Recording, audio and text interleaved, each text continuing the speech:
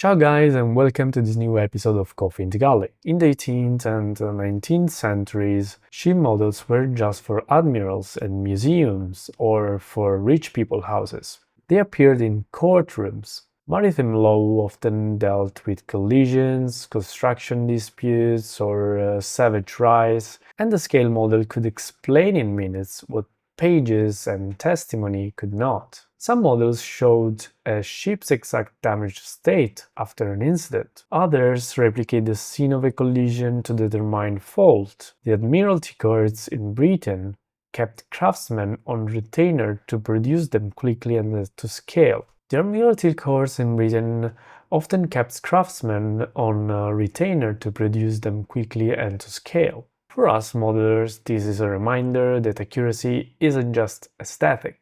It has been legally binding. A poorly built model could lose the case. So next time you're asked to justify a build decision, just say it's for legal reasons.